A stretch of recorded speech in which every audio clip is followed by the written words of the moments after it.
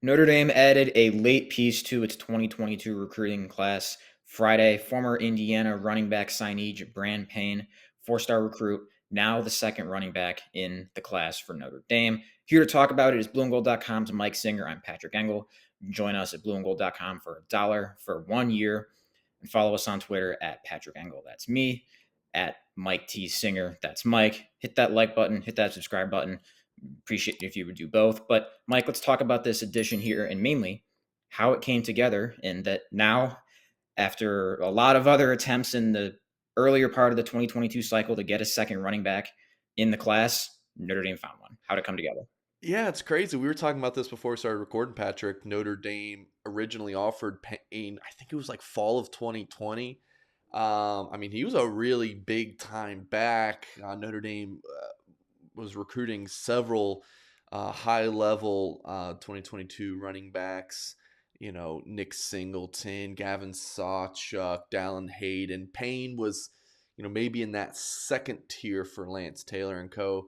And then, he got injured as a junior, injured as a senior. I think he played in like 6 games from, junior and senior season. We'll pop on his, this is his sophomore tape.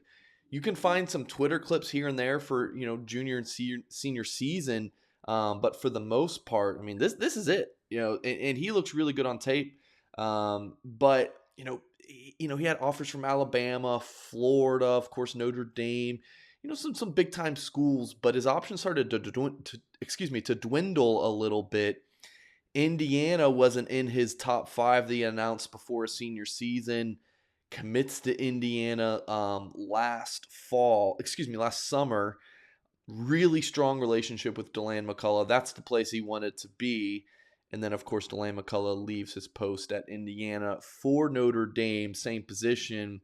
That news was announced in February. And then just a few weeks later, Payne is granted his release from Indiana. So, he told me that he didn't feel like he had strong relationships at Indiana anymore. And then you look at Notre Dame, you have the McCullough connection. Jeremy Larkin played running back for La Salle High School, where Payne attends, high school right now, and then was recruiting him while he was an assistant coach or an analyst or of some sort at Northwestern. And now Larkin's at Notre Dame. You have Chad Bowden and Marcus Freeman, the director of recruiting and head coach for the Irish, respectively. They were recruiting Payne when they were at Cincinnati before they got to Notre Dame. So just a lot of connections. This one just made a lot of sense.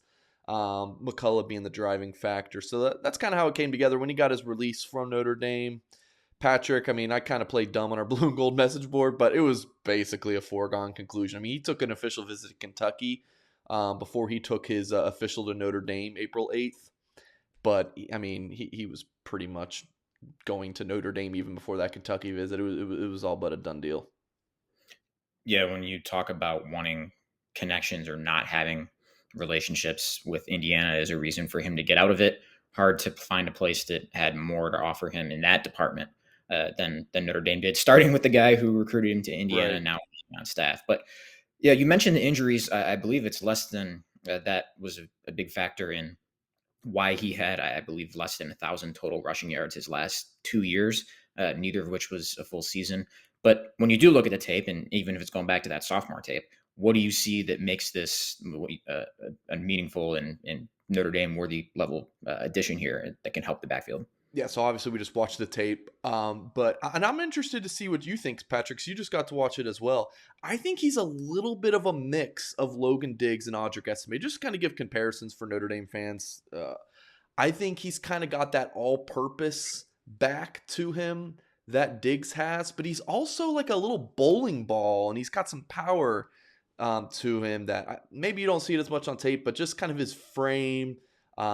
I think he's got a little bit more power to him than people think. So, you know, when you combine Logan Diggs and Audric Estimé, I kind of think of Kyron Williams. Kyron Williams could just do it all. I think Payne, not to say that he's going to be Kyron Williams at the next level, but I think he kind of has that do it all aspect to him. Curious about him as a pass blocker. That was obviously something Kyron was fantastic about. We don't see any of that on his film.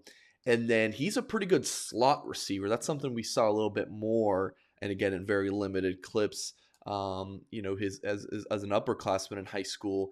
I'm wondering if that's somewhere we can help out in the slot as a receiver, maybe special teams. Like he's coming in, he wants to help out right away. So Patrick, any thoughts there? Am I crazy? No, I think the receiver part you mentioned is something that stood out to me, just as far as different ways he might be able to help you. And we here when we spoke to Deland McCullough last month, I believe it was, when they made him available after a spring practice, he talked about that there's so many different roles that he has when he looks at building a backfield, whether that's a third down guy, a guy you want in third and long, a guy you want in third and short, a guy who can get out there in the slot and play a decent amount of his snaps out there. There's a lot of different things there that you need two, three, maybe even a fourth that has one or two of those to uh, that would fit in there somewhere. And Payne being able to help you as a receiver, I think will kind of help him in that area. As whenever he sees the field, as all right, if at first that's just filling one of those two roles, he can do enough that gives you the option of kind of looking at all right all of those. Whereas it's not like a guy who's not going to be much of a receiver, a pass blocker who you kind of just fit on. All right, early downs and that's that. So Patrick, I'm curious your take. I mean, it's a like you lose Kyron, but it's a really strong running back room with Estime, Diggs, Tyree now in his junior season. Then Jadarian Price, I've heard really good things about him as a true freshman early enrollee. I know that you and Tyler and Ashton at Blue and Gold have liked what you've seen from him. So just thoughts on where this running back position is at right now, and maybe looking ahead to even 2023 and where that stands.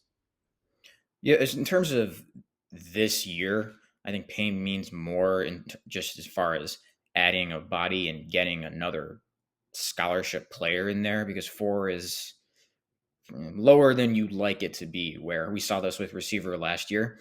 If you're starting at a low number, you're an injury or two, and really running back one injury away from being in a pretty precarious spot. So Payne fills that, and I think this is kind of why we saw Notre Dame want a second running back in this 2022 class for a while, is knowing that there's a pretty decent chance that it might have four scholarship running backs, whether that was Kyron Williams going three and done or Sibo Flemister not coming back for a fifth year, and kind of wanting to make sure that all right, you've got that five, which is probably the minimum or even the sweet spot of where you want to be there. And Payne, I think, made more sense as than taking a grad transfer who, yeah, even though there's no Kyron Williams and the starting job per se is up for grabs, we've heard Deland McCullough be pretty, you really seem to like what he has in those four guys that you mentioned.